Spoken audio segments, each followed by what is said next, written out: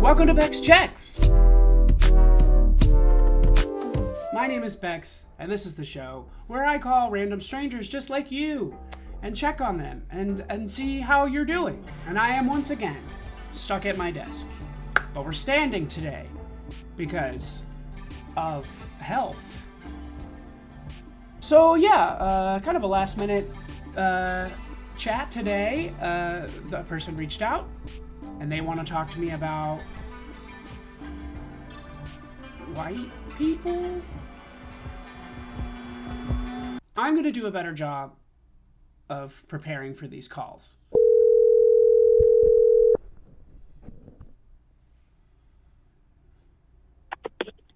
Hello? Hello, this is Bex. With whom am I speaking? This is My Name is Blue Sky, one word, no cap. How are you doing? This is My Name is Blue Sky. What's up? How are you doing? Oh, and what are your pronouns? He, him. He, him. Cool. Well, hey, thanks for reaching out. I don't remember what exactly our conversation was in the comments, but it had something to do with white people, which is a conversation I'm really trying to have this year. And so, It's deeper. Yeah. Your video did bring out some concerns and ideas that I think might actually break certain things down. Like it is what? certainly a thing that I have noticed. Like what? About how abuse and control definitely plays a part in people growing up and how they approach the world. Yeah. When I saw the video, it definitely sounds like this person has been afraid of their dad, has been afraid to stand up their entire lives. So unfortunately, they hold on to it. Like, they never know what to really do with their anxiety. And Right. there's a reason as to why, say, if a black person comes up and confronts them in an angry way, they don't ever want to understand the reason for the anger. They see nothing more than, the calamity that they had with their father, I guess you can say. Yeah. So I'm always wondering if the reason as to why it is very commonplace for white people to not deal with anger, righteous or no, is that it all stems from anger not being used as a way of trying to stress certain things, emotionally, and more like a form of abuse and control, through emotions, trying to use anger as a form of domination, not as kind of a sign of, concern or a need to stress something, I guess. Yeah. I think there are more kinds, but there are two kinds of white people that I have recognized or categorized. And I think right now we're seeing a lot of white people who are absolutely on their dad's side. They are defending their dad, right? And the dad being the man, obviously. We're on the, and they're for the oppression. And then the other side are people who are just trying to ignore the oppression. They're just trying to get through with their lives. They might even be at this really dark place where they're like, there's nothing I'm going to be able to do to change any of this. And if I can just try to have a decent enough life in my little bubble, then I can maybe skate by, right? And then die before I have to face any of this crap. Right? So there's two kind of, but what's interesting is that they both share the same fear that you just said. They're both afraid of their dad, but it's definitely a tool of survival. Yeah, it's a tool of survival. You go along with it because, like, in the video, all those words are incredibly intentional, and like when I said I love him and I'm scared of him, that's one statement. That's not even two different. Those are the same feelings really in this situation because we love like I don't, but like we as Americans love cops, we love doctors, we love priests, we love people who are in power, we love presidents, we love men who are in charge of us, and we celebrate them and revere them in really strange ways that are very calculated and very conditioned. And it's similar, it's exactly the same thing that happens in an abusive home, especially one that's like very much like a patriarchal abuse where it's coming straight from like the guy, the source. He's the source of everything. He provides, and yeah, it's the same. It's that fear, and I'm what I'm trying to figure out is like why is it why is it so hard for us to, even people, well-meaning people like me who see through it, right? Why is it so hard for us to break free from it? And you know what's a great example? I hate to just keep talking, but you know what's a really great example is the way people treat Harry Potter. Because Harry Potter is just objectively not a good thing to support right now if you care about trans people, right? But like, I work at the park. I see gay people coming in their robes all the time. I see queer people all the time in their little robes. And they can't let go of it, even though they know it's bad, even though they know it's probably unethical, or it's just not really that cool for them to continue to support it, right? Yeah, it's always going to be that fear of letting go what gave you comfort, what gave you sort of an escape. Yeah. It's always going to be that. Like, that's not new. It's always going to be, you watched Harry Potter probably when you were a kid, you grew up with it. It was a world away from reality, and now you found out that this person who wrote it is an absolute dolt. Yeah. But you really could give a damn about the person who wrote it. You just don't want to let go of the world, because the moment that you let go of the world that you grew up with, the one that you felt safe in, suddenly you don't really have anything.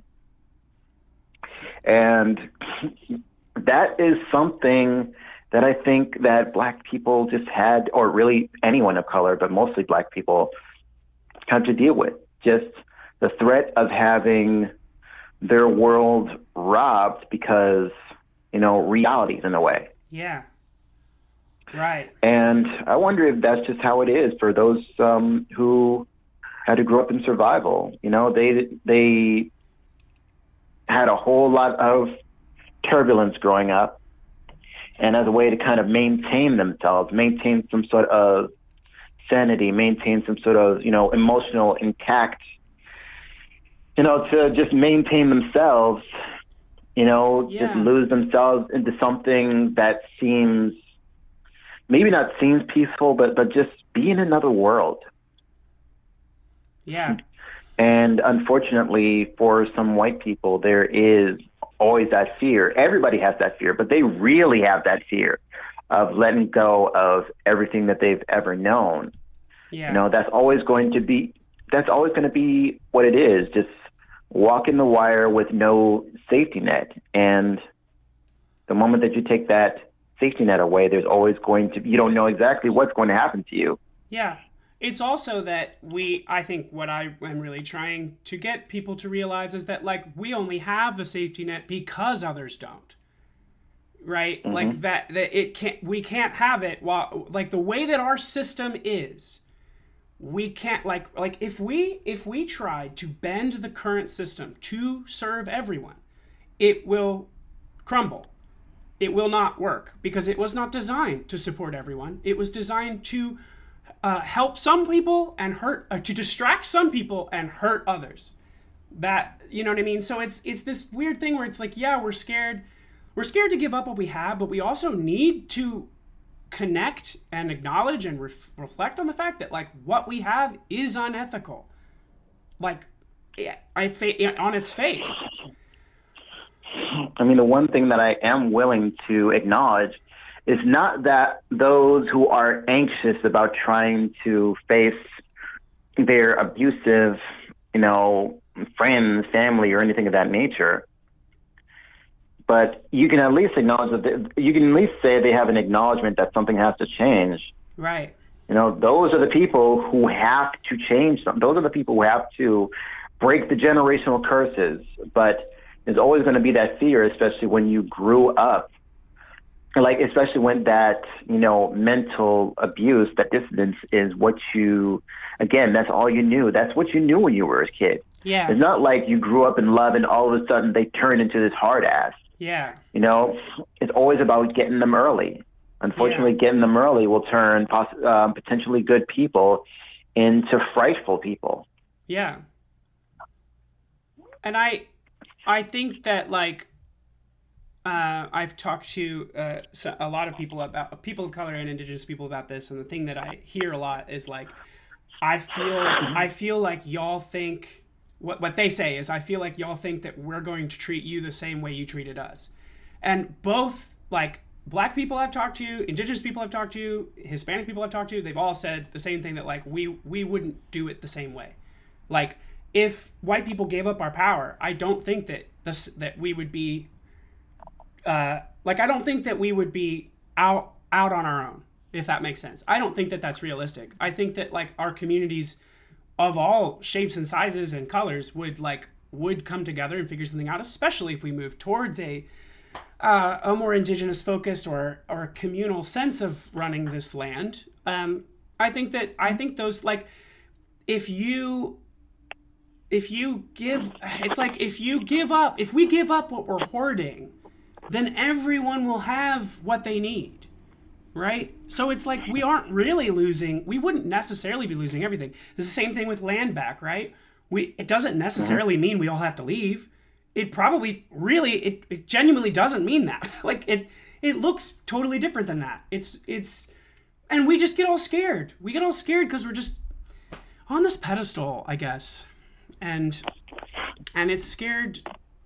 It's scared to feel like we're gonna fall off the pedestal. I mean, that's what happens anytime domination just seems to be your MO. Yeah. Anytime your need is to try and overtake something, you've taken a lot from people who just want something on their own. Yeah. It's always going to be that balance. So the moment that you think that that's the key to winning and it still doesn't make you happy, then what is there really? That's why there's always going to be a difference between, say, us and, say, the billionaires we have now. Yeah. The difference is always going to lie in the fact that we know what to do with less. We are able to find joy in the little things. If you're the type of person that can find beauty, life, joy in little situations that don't always wrap around money, that don't always wrap around the material things, then you won. Like you wanted life. And it always seems like no matter how much they get, there's always going to be, that misery. Yeah. There's always going to be that misery towards people who only want control. Ironically enough, those who want control are those who can't really control themselves. Right. You can't control their emotions, can't control their mental state. Just an absolute mess where trying to overtake the perceptibly weak. Yeah. I remember there's a story, I believe, that I don't know what happened, but it's a Republican politician. And the story was that a kid, that he tried to assert dominance by saying that his business is bigger than the kid. Yeah. So it's always good. So it's always going to be someone growing up with that, with the ability of, it's always going to be growing up with this need to want to always one up someone when there are certain people who are not asking for competition. Yeah. Like no one's trying to have competition. They're trying to have fairness, but it's always the need to want to dominate and take over, even if they have to change the rules to get there. Yeah. And that's that's a sign of unhappiness to me. If you're the type of person that always wants to dominate and somehow still don't find any real happiness, still has this darkness about you, then you haven't really won a whole lot Oh yeah. spiritually. We watch It, my oh sorry, continue. I think that's where I'm going to end. It's all a spiritual game. Yeah. We're apparently in a spiritual war where we acknowledge that the darkness within history is waged by those who haven't really been checked spiritually. And it all goes through, it all manifests not only within politics or entertainment, it manifests inside your own home. But the kids, like the young kids, they don't know anything about that. But you can't really tell a 5-year-old. You can tell them, but it's not likely they're going to understand that domination is nothing more than a kind of devilish tactic as a way of trying to say I'm better than you, even though you're young. Is not like how are you over here trying to beef or trying to dominate a child who's just learning life? Yeah. Like, how are you going to do that? But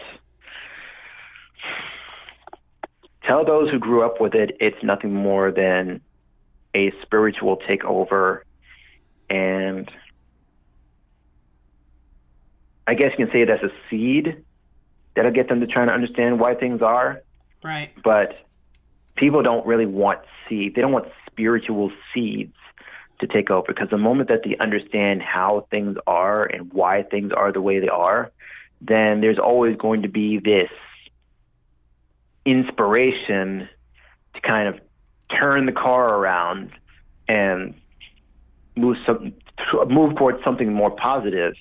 And in the in the pursuit of something much better, something more substantial and positive, they're going to have to get rid of the systems.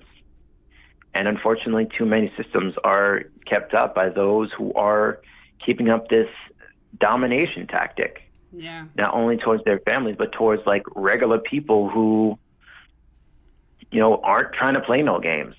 Life's not a game. Yeah. Do you see that happening in the black community? You're black, aren't you? Yes, of course. Yeah.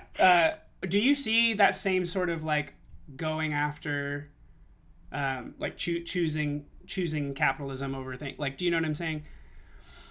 Yes, we do, and it is something that plenty of us frown upon. Because There's always going to be it's the same kind there's of always going selling to be out, two right? ends. Yeah. Yeah, there's always going to be two ends. There's one who wants to fight for the need to help our own community, and there's one who wants to get their money and run. Yeah. And get more money. And it's always those who want to get their money and run and get more money are the ones who want to try and align themselves with the capitalists in power. Yeah. It's always those who have a lot of money and are planning to make more and more and more that aim to sit next to the Bill Gates of the world, Yeah, right. Why would you want to sit next to Bill Gates? That would suck. I mean, look. That would suck so much. He would be I bet, so boring to talk to. Look, I don't think I have come across. It's not like I've come across a rich person. The one that I knew was rich, so I wouldn't know if any of them have any real interesting conversations. It's one. I was going to say this. I prefer regular people. Oh, me too. I was going to say this earlier that my partner and I watch Below Deck a lot, which is like do you know what that is? It's a show about yachts and the people working on them, right? So they like the servers and the deckhands of the boat, and every single one of these charter guests, every single one of these rich families or rich groups, they are all miserable. And you see it, they're already miserable when they get on and they have nothing to talk about and they have like no substance to them as people at all. But then, and they have all this greed and whatever, and they gluttony and all this shit. But then when they get really drunk late at night, it like, the mask falls and their misery comes out, and that all that anger that they have, that all this money isn't making them happy, and that all these fucking rich people that they align themselves with aren't making them happy and make them feel like shit all the time. Like it every single episode almost. It's the same thing because they're not happy. I don't believe that if you have I don't even qualify it or quantify it as a money number. I just think if you have more than you need, you will have some level of misery associated with that. I think, like you said, it's a spiritual thing. That's how it is. The more you have, like I said, some of the happiest people are the ones who can find happiness in a simple thing. Absolutely. There are plenty of kids who grew up in the hood, grew up with nothing, but they have TV shows, they have friends. Right. You'll find plenty of kids who will turn a mattress into a trampoline, into a place to, into WWE. Yeah. It's not about the things. It's all about the imagination. It's all about, the joy. It's all about making your own fun, your own peace. And the more that you have, the more that you'll want. Yeah.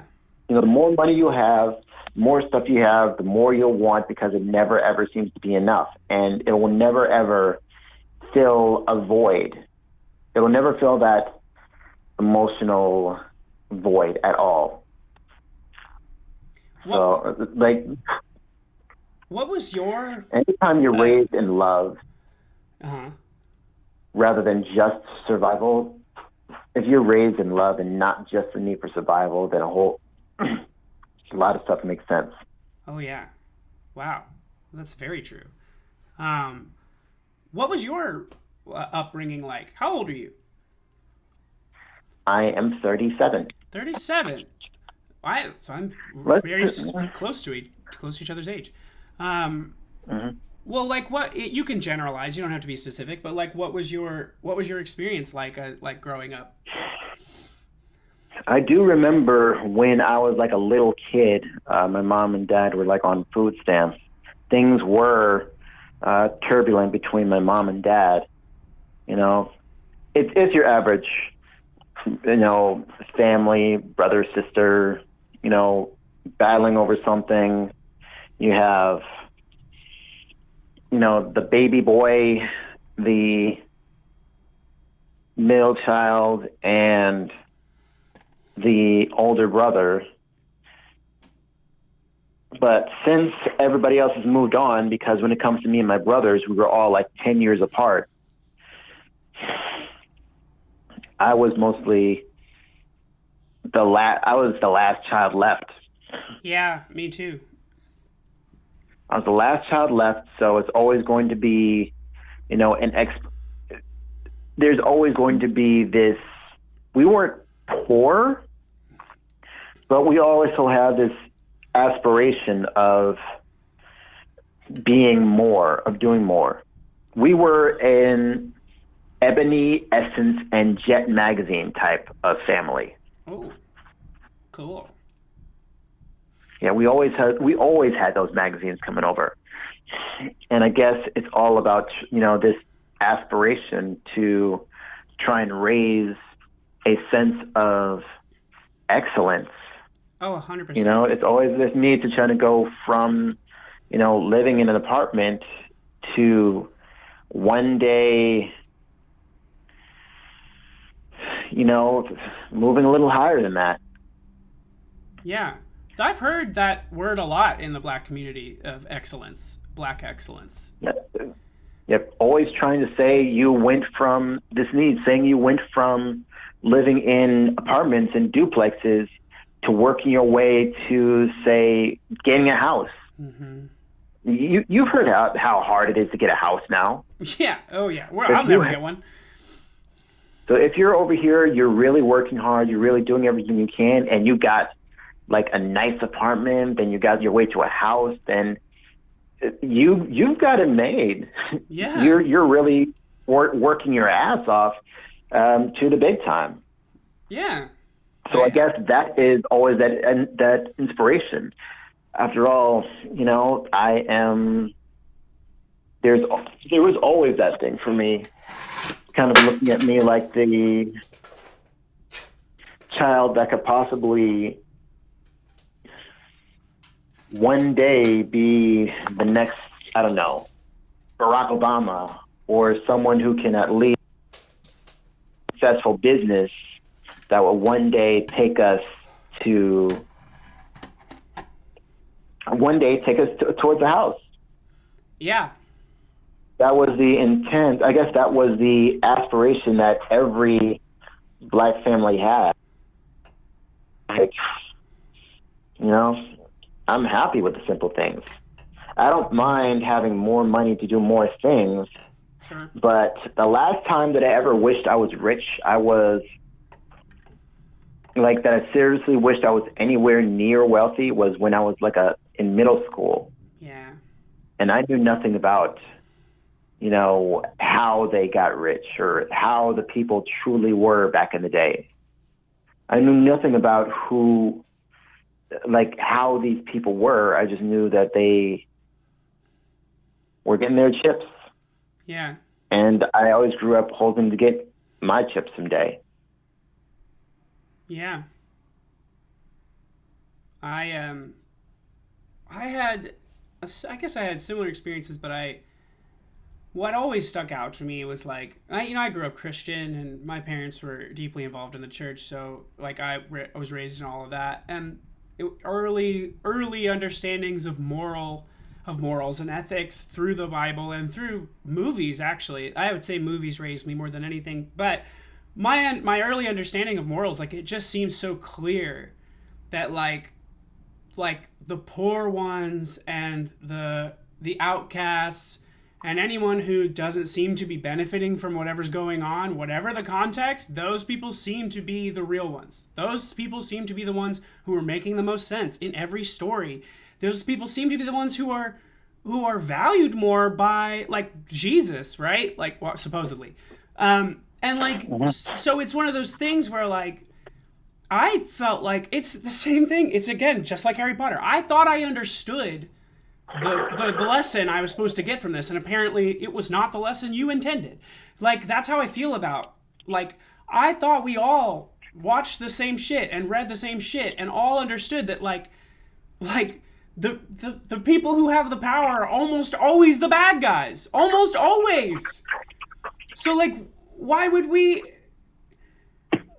assume that our situation's any different? And especially if you're a student of history. If you know anything about history and you just blindly ignore whatever's going on in front of you and just think, oh, but it's different now because phones exist or whatever thing that you come up with. We all grew up watching superhero movies. Spider-Man, X-Men. It's all the same. There's always going to be this, Daredevil. We always grew up realizing that those who had the most money and power tends to be, those who, we knew that those who do that are usually evil. We knew that. But we still wanted to hold on to the idea that maybe those with money can be good. Yeah, we want to hold on to the fact that there are some people who are philanthropists, some people who really. So it's always holding on to the dream, but again, that only happens when we don't necessarily know the background of them. Right. We think if we can get to that point, we'll do it differently. We'll dismantle the system from the inside because we'll have power to do it. And that's not how it works. I think it's true that power corrupts you. I think that if you have, it's kind of like if you look through the history of the royals, the kingships in Europe. If you even look at 2 centuries in a row, pick any of them. Just look at two of them in a row and look at like the lineages and how it all works, and just examine the families and all this stuff. You see that pretty much anyone who has any kind of even remote proximity to power are just murdering each other to get to it. And then once they have it, they're just murdering people to keep it. There's never anybody that comes along that's like, I've earned this and I'm going to do right by it. It's never once. And it's just, it's just one example of how I do think that a certain level of power that is unwarranted power and unnecessary. Like, I don't believe that domination. Domination. I don't believe that leaders are necessarily wrong. Of course not. But I also think that our colonial understanding of what leadership is totally warped and totally distorted and not and unnatural, I think. I mean, it's not like two rams, head-butting each other. It's not that kind of thing. Right. That's what they want to compare it to. They want to compare it to nature, where there's always the survival of the fittest, but there isn't really. That's assuming that any of them are necessarily fit in that regard. Right, but also lions don't genocide a bunch of gazelle. You know what I mean? They eat one every day or every whatever. I don't know how often they eat them, but like there's a give and take in nature, even when there is dominance. It's all connected, I was you promised a deep conversation and you delivered. I gotta tell you. I mean, it's one thing that I can't help but think. I remember when I was on Threads, and I said that, you know what? I think in a way, if you really, really think about it, white men are kind of a victim. And I said, wait, walk with me here. Yeah. These people, kids always grew up under the idea that everything that is going on is how they are. Right. Some kids grew up bullied because they were bullied at home. There's a video that Brian Andrews showed about how there was an Asian kid who got bullied playing soccer, and they bullied him by threatening ice on him and stuff. Right. So everything that Trump and his administration is allowing is teaching the kids that this is how to approach people of color in general. Right. But especially black people. But now kids are making fun of Asian children, are laughing at Latin children. Yeah. So it all wraps around using negative energy as a way of teaching the next generation to either fear certain people or hate certain people. And the fear almost never goes right back to the source, to the source of that pain or the source of that fear and hatred. Yeah. After all, we weren't born hating things. We either had to be taught how to hate something, or it's something that we kind of learned throughout our own juvenile perception. Yeah. Wow. I feel like I should ask some other questions, but I've taken a lot of your time. Is there what would be like the message that you want? You have the floor here. Like, what would be the message you want people to hear right now in this moment in the world?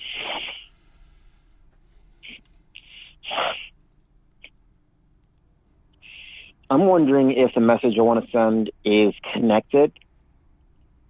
Remember that we are in a spiritual war right now. Evil is taking over, and much to their chagrin, if there's anything we know about evil, through their need to brag about evil, they will also reveal themselves. They will reveal their own personal weaknesses. But it Right. doesn't, but it doesn't, you know, when it comes to such weaknesses, remember that. Remember that. Fear is mostly bark and not a whole lot of bite from them. So think of it as being in an abusive relationship. The moment that you finally leave, or the moment that you finally start squabbling, they want to act afraid, but as long as you stay away and as long as you keep up the inability to care about them, then that hatred will turn into fear. Yeah. I've been in relationships where, you know, mostly family, where those who tried to mentally manipulate me, those who tried to wail on me, you know, I was able to throw it right back at them. Hmm. People who want to be on the abusive energy, they do not know what to do once you start throwing back their energy at them. They always want to go through, again, who they perceive as weak. The moment they see you as a weakling, but they don't know that you're a badass compared to them, you know, an unrelenting badass, then they don't know what to do with you. So all I could ask is that in this spiritual war, you know, never let fear and despair take you over too much. If fear, despair, confusion, all that happened, there wouldn't be a whole lot of people who are protesting ICE right now, who are protesting this home care administration. Right. Right now, we are raising a generation that isn't afraid because damned if you do, damned if you don't. If you, you know, try all you want, they're looking for reasons to try and put people in danger. Yeah. They're looking for reasons to put people in danger. And, you know, if what they don't realize is that the more that you bring danger to somebody's door, the more they'll see it as inevitable. And the more that they'll see death as inevitable, the less afraid they are to die. And that's when shit will turn left upon them, because all of a sudden, you know, they're more ready to fight.